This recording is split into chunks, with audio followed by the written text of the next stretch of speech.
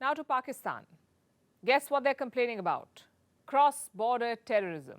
Would have been funny had it not been so serious. Pakistan, of all countries, is fighting cross-border terrorism. And who are the terrorists? Pakistan's very own proteges, the Taliban. They were created and nurtured by the Pakistani state, and now they're showing that they have a mind of their own. Pakistan helped the Taliban come to power in 2021, and since then, they've been fighting. Taliban fighters have entered Pakistan. They've launched terror attacks. There has been friction at the border. And Islamabad is looking helpless, unable to rein in the beast they created. So now Pakistan's defense minister has issued a warning, and it seems he's taking inspiration from India. Khwaja Asif is threatening to conduct surgical strikes. Not making this up. Listen to this, and I'm quoting from what he said.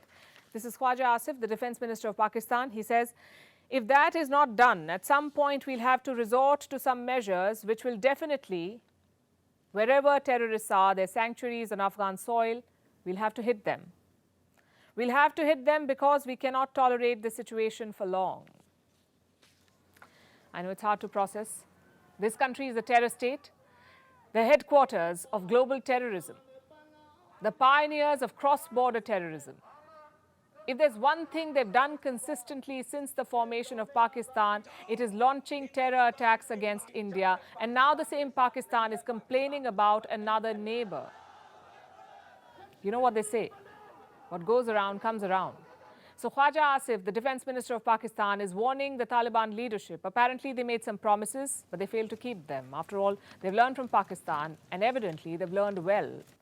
Reports say they were asked for two things. Number one, stop supporting anti-Pak terrorists. And number two, stop terror attacks from Afghan soil. Irony died 1,000 deaths here. Pakistan is telling a terror group it created to stop terrorist attacks. Khwaja Asif's interview has some great material for stand-up comics. Although what's happening in Pakistan is no laughing matter, they don't pull the strings in Kabul anymore. And one of Kabul's closest allies is targeting them. Pakistan's biggest headache right now is a group called the TTP, the Tehreek-e-Taliban Pakistan, also known as the Pakistani Taliban, the TTP. They are the ones fomenting trouble. In December last year, the TTP had 7,000 to 10,000 fighters in and around Pakistan's border with Afghanistan. This group is gaining influence in areas like Khyber Pakhtunkhwa, South Waziristan and North Waziristan. In November 2021, a ceasefire was secured, a ceasefire between Pakistan and the TTP, and reports say the Taliban in Kabul brokered the ceasefire. But last year, this deal collapsed. The TTP and its affiliates stepped up attacks. They began striking inside Pakistan. In 2022, they conducted at least 367 attacks. 367 attacks in a year, that's more than one attack a day. And they've been targeting Pakistani security forces. Going by one report, the TTP has taken the lives of hundreds of Pakistani cops and soldiers. Pakistan is facing a full-blown insurgency. The situation at the border is tense.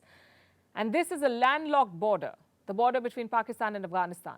It has 18 main crossing points, 18 checkpoints. Out of these, two are the biggest and the busiest, the Torkham and the Chaman border posts. These two are the busiest. And recently, both of them witnessed clashes. In December last year, at least 6 Pakistanis were killed in firing. And in February this year, there was a firing incident at the Torkham post.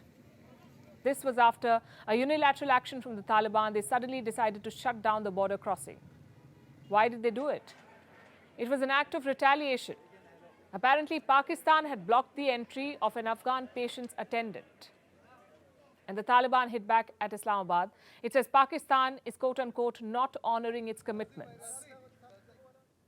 So there is anger on both sides. The Taliban is upset with Pakistan. It doesn't like being told what to do. And Pakistan is coming to terms with the fact that the Taliban will behave like the Taliban with everyone. It wants something to be done about the terrorists, or it will explore military options, it says. And if history is anything to go by, this won't end well.